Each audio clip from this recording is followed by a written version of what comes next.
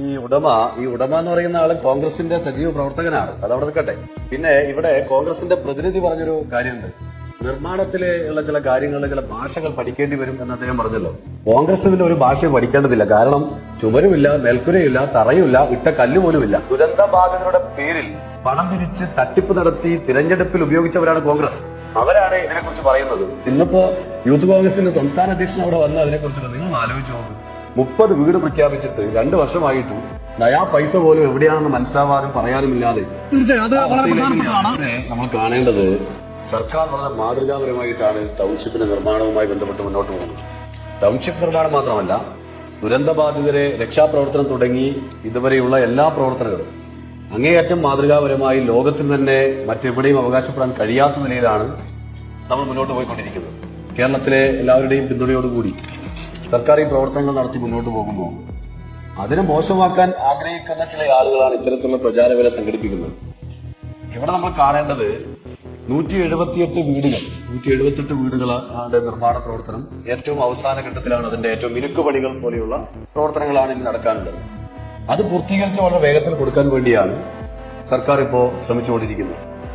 അതിനിടയിൽ ഇങ്ങനെയുള്ള വിവാദങ്ങൾ ഉണ്ടാക്കുന്നവരുടെ ലക്ഷ്യം കോൺഗ്രസിനെ സഹായിക്കുക എന്നുള്ളത്. നിങ്ങൾ നോക്കൂ, കോൺഗ്രസ് ജനങ്ങളിൽ നിന്ന് പണം ശേഖരിച്ചിട്ട് ഒരു ഇട്ടതല്ലാതെ ആ തറക്കല്ല് പോലും എവിടെയാണ് എന്ന് ഇപ്പോഴും വ്യക്തതയില്ല.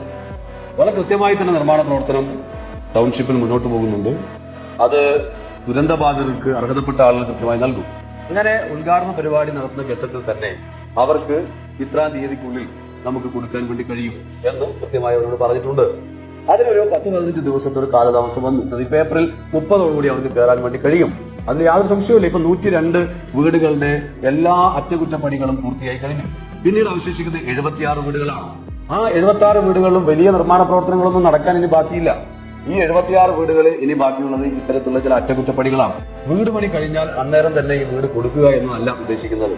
പകരം അത് കൃത്യമായ ഒരു നിർമ്മാണത്തിന്റെ രീതിയുണ്ട്. 24 മണിക്കൂർ നേരം ബോണ്ടിംഗ് ടെസ്റ്റിന്റെ ഭാഗമായി വെള്ളം അടിച്ചു നിർത്തി അവിടെ വെള്ളം കിരിയുന്നുണ്ടോ എന്ന് പരിശോധിക്കും. അങ്ങനെ കണ്ടെത്തുന്നതിൽ എന്ത് ചെയ്യും? പിന്നീട് വീണ്ടും അത് മാർക്ക് ചെയ്ത് അവിടെ അപ്പോക്സി ട്രീറ്റ്മെന്റ് നടത്തും. വീണ്ടും വെള്ളം ഒഴിച്ച് കെട്ടി നിർത്തും. എന്നിട്ട് അവിടെ ഏത് തരത്തിലാണ് അവിടെ പ്രശ്നം വീണ്ടും വരുന്നുണ്ടോ, ചോർച്ചയുണ്ടോ എന്ന് പരിശോധിക്കും. ചോർച്ച ഇല്ല എന്ന് ഉറപ്പുവരുത്തിയതിനു ശേഷം വാട്ടർ പ്രൂഫിംഗ് നടത്തും. വാട്ടർ പ്രൂഫിംഗ് നടത്തി കഴിഞ്ഞാൽ അവിടെ അതിനുശേഷം വാട്ടർ പ്രൂഫിന്റെ മുകളിലായി 2 മുതൽ 7 സെന്റിമീറ്റർ വരെ സ്ക്രീഡ് കോൺക്രീറ്റ് നടത്തും. ഇങ്ങനെയുള്ള കാര്യങ്ങളെല്ലാം പൂർത്തീകരിച്ചിട്ടാണ് കൊടുക്കുക. സാങ്കേതികമായി അത് കൃത്യമായി മനസ്സിലാക്കിയിട്ടുണ്ട്. ഈ ഇപ്പൊ പറഞ്ഞ വീട് അത് അപ്പോക്സി ട്രീറ്റ്മെന്റിലാണ് ഇപ്പോൾ ഉള്ളത്. അപ്പോക്സി ട്രീറ്റ്മെന്റിലാണ്. ആ ട്രീറ്റ്മെന്റ് കഴിഞ്ഞാൽ ഇനി ചോർച്ചയുണ്ടോ എന്നുള്ളത് ഒന്നുകൂടെ 24 മണിക്കൂർ വെള്ളം വെച്ചുകൊണ്ട് നോക്കും. അങ്ങനെ ഇല്ല എന്ന് ഉറപ്പുവരുത്തിയതിനു ശേഷമാണ് പിന്നീട് അതിന്റെ മുകളിലായിട്ട് സ്ക്രീഡ് കോൺക്രീറ്റ് നടത്തുക. ഇതിനുശേഷം ULCCയുടെ സാങ്കേതിക വിദഗ്ധരും അതുപോലെ തന്നെ കിഫ്കോണിന്റെ സാങ്കേതിക വിദഗ്ധരും അവിടെ പരിശോധന നടത്തും. അതിനുശേഷം അവിടുത്തെ ഗുണഭോക്താവ്, അതായത് ഈ വീടിന്റെ ഉടമസ്ഥ ആരാണോ അവരവിടെ വന്ന് അവരെയും കൂടെ ചേർത്തുകൊണ്ട് ജോയിന്റ് ആയിട്ടുള്ള പരിശോധന നടത്തും. ഇതെല്ലാം കഴിഞ്ഞതിന് ശേഷമേ അവർക്ക് ഇത് കൈമാറുള്ളൂ. അപ്പൊ ഇത്തരത്തിലുള്ള നടപടിക്രമങ്ങളെല്ലാം പൂർത്തിയാവുന്ന ഘട്ടമാണ് അവിടെ. ഈ വീടിന്റെ ആ ഘട്ടങ്ങൾ കഴിഞ്ഞിട്ടില്ല.